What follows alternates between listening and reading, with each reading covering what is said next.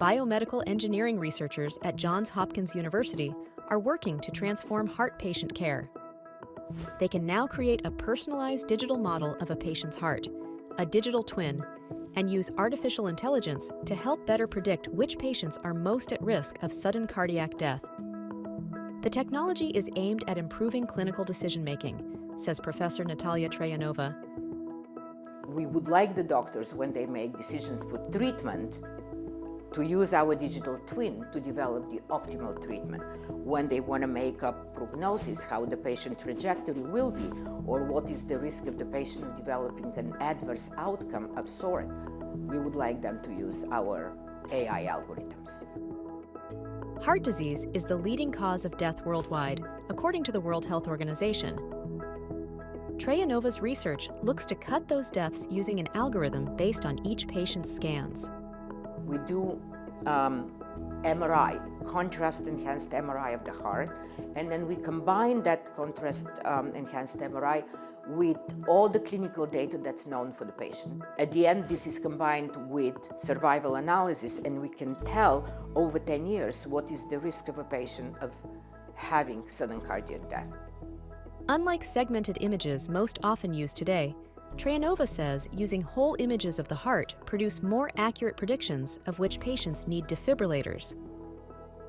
So we provide these deep learning algorithms that are multimodality. They represent the patient's condition much better.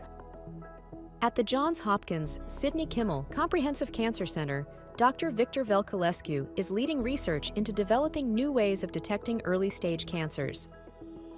The technologies to date, unfortunately, don't allow you to do that. So we've had to think of new ways to do that.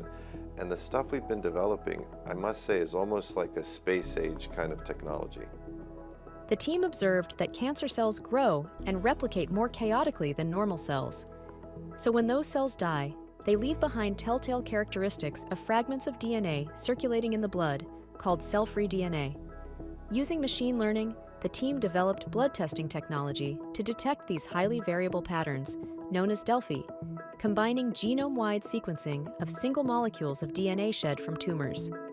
We look in the blood, we identify molecules of DNA called cell-free DNA, and we look for the profile or the patterns of this cell-free DNA as a way to identify those individuals who have cancer versus those that don't.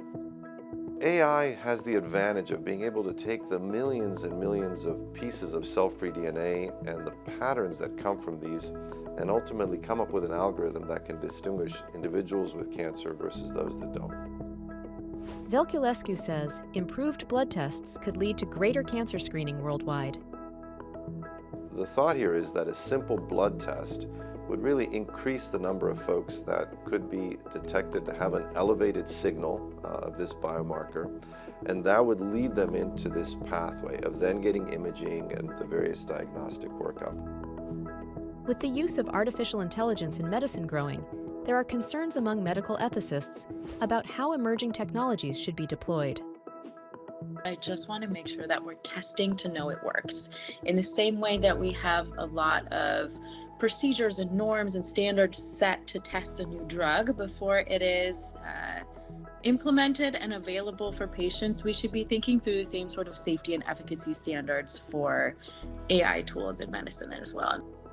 On artificial intelligence, World Health Organization guidance recommends transparency about the intended use of machine-manipulated data, protections against cybersecurity threats, and a rigorous evaluation of systems quality to ensure that digital healthcare products do not amplify biases or errors.